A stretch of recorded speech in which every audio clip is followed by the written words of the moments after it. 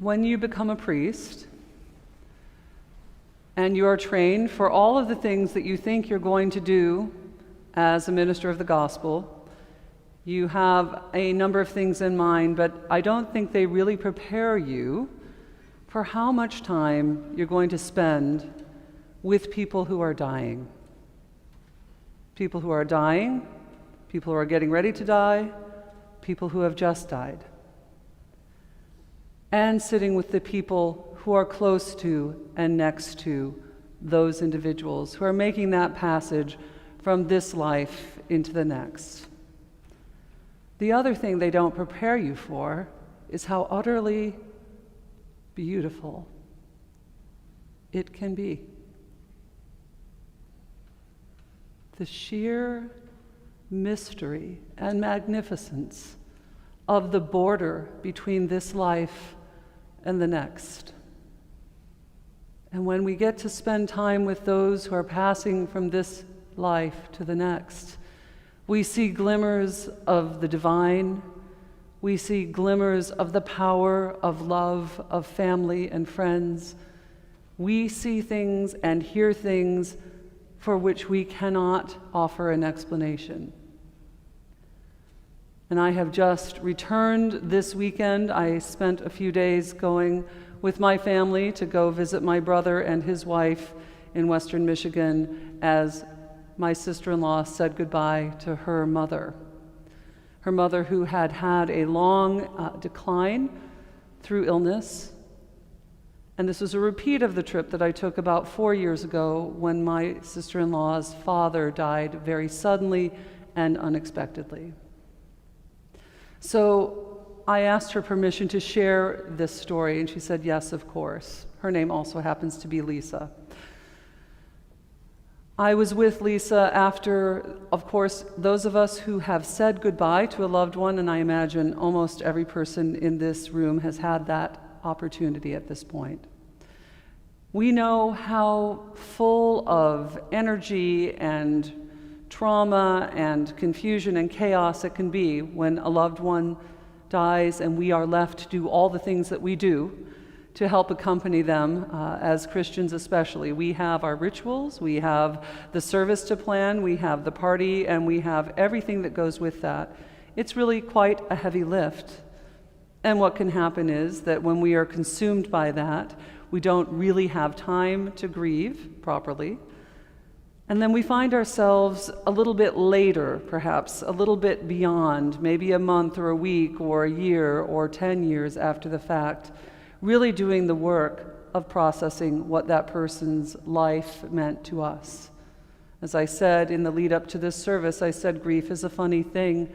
You may put somebody's name on here who you haven't thought about for 10 years, but suddenly they're on your mind. That's absolutely the right thing to do, is to come and have their names spoken aloud in this service.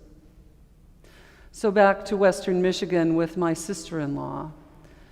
We had gone through everything. We'd gotten over there. She'd gotten all of the service pulled together, and we were back at the house afterwards when she started to share with those of us who were in the room what it was like with her mother in the final hours before she went. And Lisa described sitting with her mother quietly and her mother reaching her hand out at some point, staring at a point near the ceiling, and reaching her hand out as though she were trying to take the hand of someone who had come into the room. And I could hear the hesitation in Lisa's voice as she said this. She sort of expected there to be some pushback, and I said, "Go on, say more." Because I have sat in rooms with people, strangers to me, while they clearly were being met by people who had gone before. Lisa told me the story of her mother reaching out, and then a few other things. Then that led to her talking about her father, who had passed 4 years earlier, and a handful of times where she had experienced him sort of breaking through in her dream life, breaking through and encountering her in ways that were unmistakable. And what do we do when we have this kind of a moment? We think, well, okay, so it's a dream, or my subconscious, or I'll go talk to my therapist about that. That must mean they're on their mind. Or perhaps it is the case that these loved ones who have gone before us into the next realm are in some way able to come and peek through. Today in our Wisdom of Solomon reading, those who've gone ahead, they run like lights sparkling in the stubble of straw. I love that image. And so people who kind of push through the veil between this life and whatever it is that comes next. And we don't have a lot of information about that. I don't know. I imagine most of us in this room don't feel we know.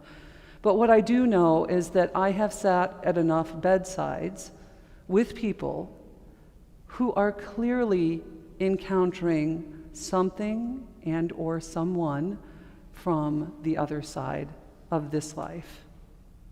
And they always look peaceful and welcoming. My very first person that I accompanied as a priest a couple of decades ago, in a room, it was the first visit I had with somebody who needed prayers for the end of life. And I prayed with him. He was cogent. His son was in the room. His adult son was in the room. And this person, again, reaching out, looking at the corner in the room, says, it's so beautiful. It's so beautiful. And then his son was intrigued by this. We continued to pray and sing, as one does. And then his father started to name names. And the son, who was sitting with him, started to cry. He said, "That's my uncle. That's his brother who died when he was a young boy." And so on and so forth.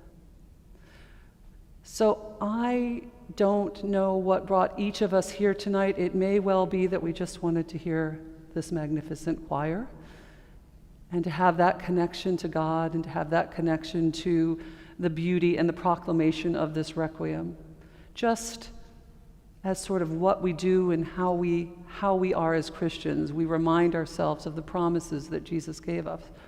Or maybe you're here because there's somebody that you've loved and lost and that you so wish to see again. One of the hard things is those scenes where we have time and we have time to sit with a loved one and they have time to see the people who've come to collect them and they have time to tell us about that. That gives us one image, but sometimes we lose people much more suddenly. And there's not that sense of time for us to perceive them, perceiving someone and something from the other side. But I'm here to say to you, I have spent enough time with people at this threshold that I am 100% certain that every person who goes from this life into the next goes from a possibly wonderful situation to one that is wonderful beyond our imagining. That man who was a stranger to me, but who said, "It is so beautiful. It is so beautiful." The promise that Jesus has given us, the hope that we have as Christians, is the assurance that what Jesus told us is true. He said to those disciples on that final night with them, "I'm going ahead of you to make a place for you so that I can bring you to me." And would I tell you this if it weren't true? So tonight, as we listen to the names of those that we have collectively raised up, let us do so with joy about the assurance that they are with God. They are with other beloveds who have no doubt come to find them and help bring them on to the next stage of whatever it is we're all destined for. And if you're here because you need to cry and be heartbroken at the loss again, that is a good place for you to be here too.